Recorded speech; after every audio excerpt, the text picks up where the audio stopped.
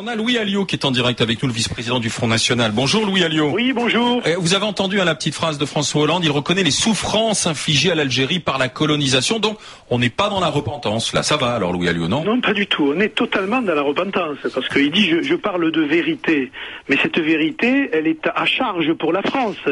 Il n'y aurait pas eu repentance si monsieur Hollande, devant le Parlement algérien, avait parlé des souffrances des Algériens, mais aussi avait évoqué les crimes qui ont eu lieu dans cette guerre, notamment l'abandon, le crime des harkis, l'exil. C'est deux choses, excusez-moi de vous interrompre. Attendez, ça, je vous pose une question. N'est-ce pas deux choses différentes? À la fois le système colonial qui a duré pendant 132 ans et la guerre. Il faut distinguer les deux, c'est pas la même chose. La guerre avec des atrocités. Attendez, laissez-moi terminer. La guerre avec des atrocités de part et d'autre, et je pense que les historiens l'ont démontré, et le système colonial, qui est un système finalement de domination d'un pays sur un autre, c'est deux choses différentes. Oui, enfin, d'un pays qui n'existait pas quand même, hein.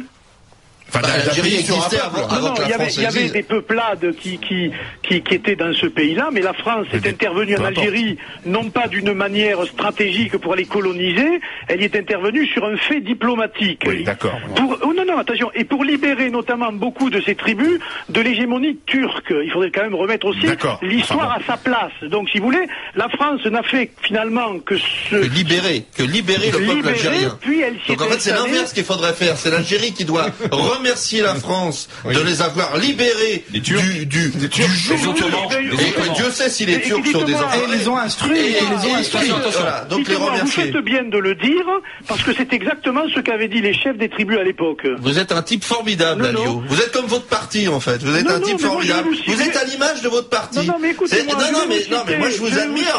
Je vous admire parce que vous avez un aplomb.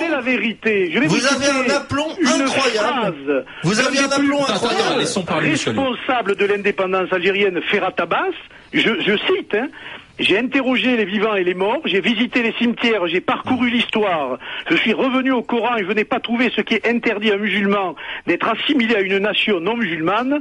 Je ne mourrai pas pour la patrie algérienne car cette patrie n'existe pas. Mais on trouve de tout, monsieur Alliot, on trouve de tout. On peut vous citer même des Français d'extrême droite qui étaient d'accord avec le régime nazi. On en trouve plein. Oui, donc c'est pas parce que vous citez un homme que vous avez une vérité historique. Arrêtez cette mystification. Ça suffit. Vous êtes un mystificateur. Vous êtes un mystificateur historique. Arrêtez. Ahmed, vous voulez pas l'entendre celle-là? Non, mais c'est vrai que Louis Alliot, vous savez très bien, c'est un jeu vous ne voulez entendre que ce qui vous arrange. Voilà, ça c'est une vérité. Absolument pas. Lisez les bouquins des historiens. Oui, mais les historiens de quoi?